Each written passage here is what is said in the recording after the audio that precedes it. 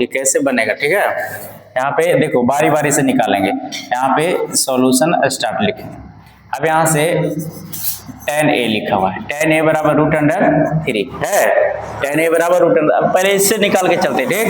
इसके नीचे कुछ नहीं तो एक। हमेशा कोई भी संख्या के नीचे हमेशा एक लिखा हुआ रहता है, लिखा हुआ नहीं रहता है लेकिन हमेशा माना जाता है। tan a का मान क्या होता है, यानी फार्मूला क्या होता है, लंब बटा आधार, यानी लंब हो गया, ये क्या हो गया, आधार हो गया। यहाँ से क्या चीज निकालने का जरूरत पड़ेगा, क्या चीज, तो कर्ण। तो यहां से निकालेंगे कर्ण, तो कर्ण बराबर लंब का स्क्वायर प्लस आधार का। हमेशा एक ही चीज हमेशा बता रहे हैं, फिर भी दिक्कत हो रहा है। यहां से √3, ये स्क्वायर से रूट कैंसिल, कितना बच गया, 3 + 1 कितना हो गया, क्या हो गया, 4 का वर्गमूल 2। कर्ण का मान कितना हो गया, 2 हो गया। ये किसका मान, अब यहां से देखेंगे कि tan a, तो एक sin a एक cos a।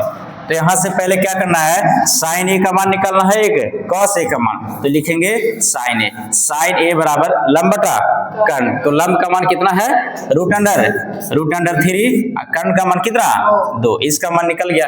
एक और अभी निकालना है, वो किसका, cos a। यहां से लिख लेना है cos a बराबर आधार बटे आधार का मान 1, तो 1 लिख लेंगे, कर्ण का मान 2। इसका क्लियर हो गया। 2 मान निकलना था, 2 मान निकल गया। अब 2 मान निकल गया तो 2 और बच रहा है, अभी cos भी है, क्या साइन, यानी साइन बी। तो इससे निकालेंगे, तो फिर से यहाँ से सॉल्यूशन स्टार्ट करना है। यहाँ लिखना है साइन बी, तो साइन बी लिखेंगे। साइन बी बराबर क्या दिया हुआ है, 1/2 साइन थीटा, यानी लंब बटा कर्ण, यही ना होता है, लंब बटा कर्ण। तो यहाँ से क्या चीज निकालना पड़ेगा, आधार निकालना पड़ेगा। तो आधार बराबर √, क्या फॉर्मूला होता है जी, कर्ण का स्क्वायर माइनस, यानी लंब का स्क्वायर, गधा है जी, यानी 2 का स्क्वायर कितना, 4, ये 1 का स्क्वायर 1, यानी कितना हो गया, √3। ये आधार का मान कितना आ गया, √3। अब यहाँ से cos b का मान निकालेंगे। तो यहाँ से लिख लेंगे cos b बराबर आधार बटे आधार का मान कितना, √3, और कर्ण का मान कितना, आधार बटे कर्ण का मान कितना, 2, √3/2। एक और क्या है, एक cos b एक sin b, तो sin b का मान तो दिया हुआ है नहीं। तो यहाँ से ये दोनों का मान निकल गया। बारी बारी से मान पुट करेंगे, उसका आंसर बनाएंगे। अब फिर से यहाँ से सॉल्यूशन करना है। अब जो भी है क्वेश्चन में इसका मान पुट करना है। अब यहाँ से sin a का मान देखेंगे कि sin a बराबर कितना लिखा हुआ है, तो √3/2। इसके जगह पर लिख लेना है √3/2, ठीक है। उसके बाद यहाँ क्या है, इंटू है, तो इंटू मतलब गुना, cos b। अब cos b का मान खोजेंगे, कितना लिखा हुआ है, √3/2, माइनस है तो माइनस कर देंगे चीज।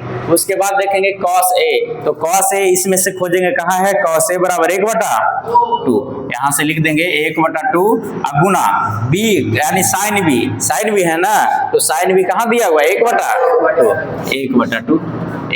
हो गया।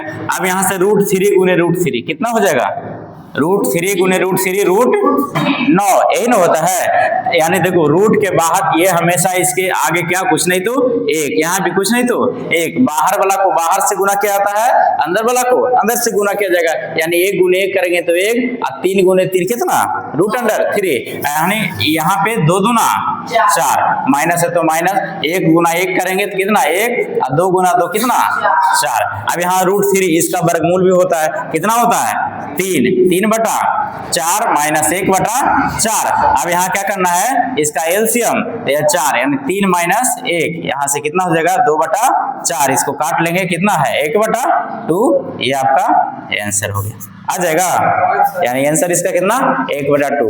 किसी प्रकार का दिक्कत है तो उनको बताना है, ठीक है, नहीं तो इसको जल्दी से